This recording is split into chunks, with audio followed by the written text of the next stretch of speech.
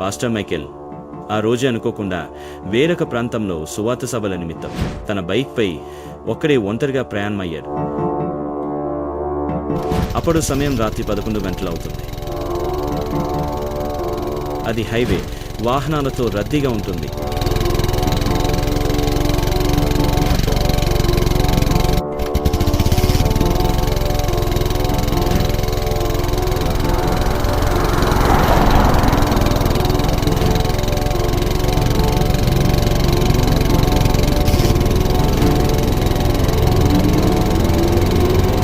కొంత దూరం వెళ్ళాక సడన్గా ఏమైందో తెలియదు, కానీ వెనుక నుండి వేగంగా ఒక కారు వచ్చింది. మైకేల్ బైక్ ఢీకొట్టింది. వెంటనే మైకేల్ బైక్ రోడ్డు పక్కన పడిపోతాడు.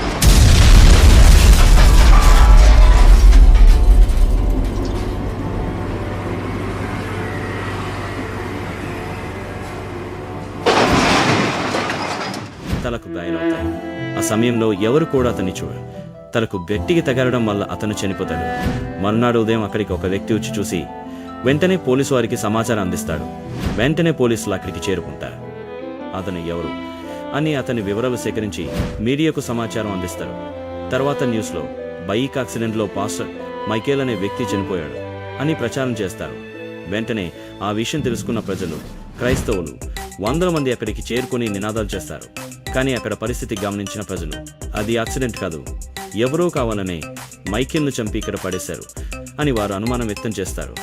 వారి అనుమానం ప్రకారం సీన్ ఒకసారి వెనుకకు వెళ్తే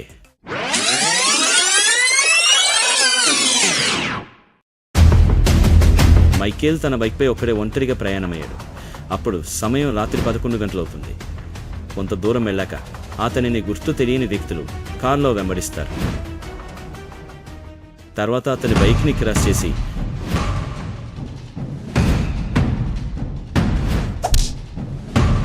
వాళ్ళ దగ్గర ఉన్న కర్రలు, రాడ్లతో మైకేల్ను ఆ మనుషుని కొట్టి పడేస్తారు. కానీ మైకేల్ అక్కడి నుండి తప్పించుకుని వెళ్తాడు. మళ్ళీ వాళ్ళు కారులో అతను వెంబడించి వెనుక నుండి వేగంగా వచ్చి తన బైక్ని గుద్ది వెళ్ళిపోతారు. అప్పుడు మైకేల్ రోడ్ పక్కన పడిపోయి ఉంటాడు. ఇదంతా ప్రజలు ఊహించిన ఊహాగానాలు మాత్రమే. ఏదేమైనా మనమంతా అతని ఆత్మకు శాంతి చేకూరాలని ఆ ప్రభువును ప్రార్థిద్దాం.